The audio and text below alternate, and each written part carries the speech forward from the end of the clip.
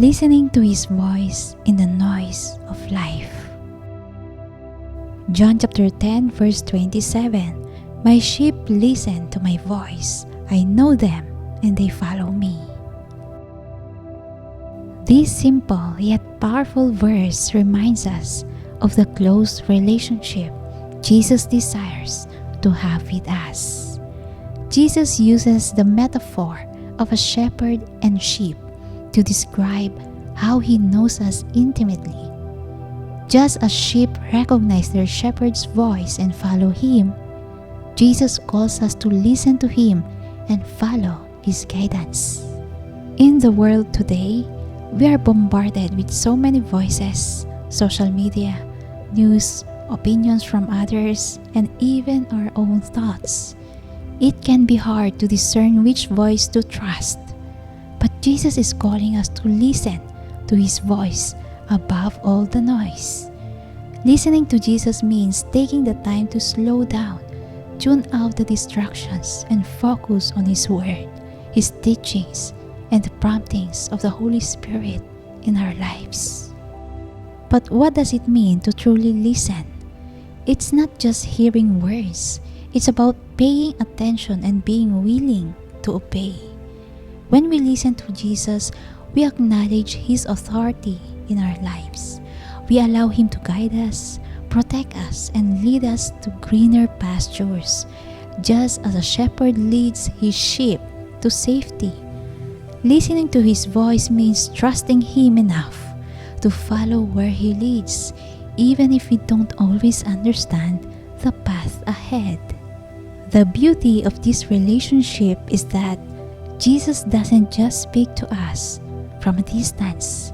He knows us personally. He knows our struggles, our dreams, our weaknesses, and our strengths. His voice is full of love and care, always leading us toward what is best for us.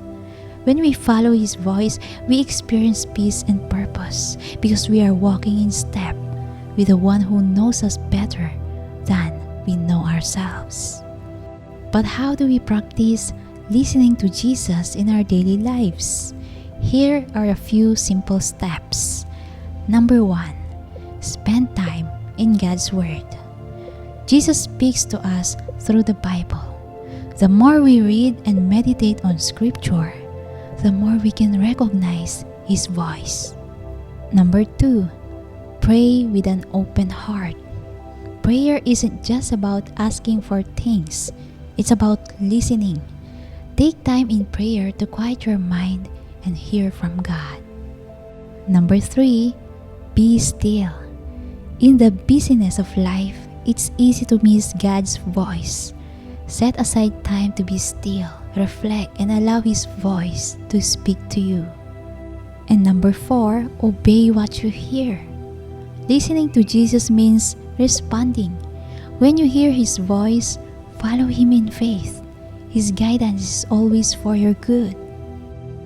In a world full of noise and distractions, let's be intentional about tuning our hearts to hear the voice of the Good Shepherd. As we listen and follow, we experience His loving care and find the peace that only He can give. Let us pray. Lord Jesus, thank You for speaking to us and for knowing us intimately. Help us to quiet the noise around us and listen closely to Your voice. Teach us to follow You faithfully, trusting that Your guidance leads us to what is best.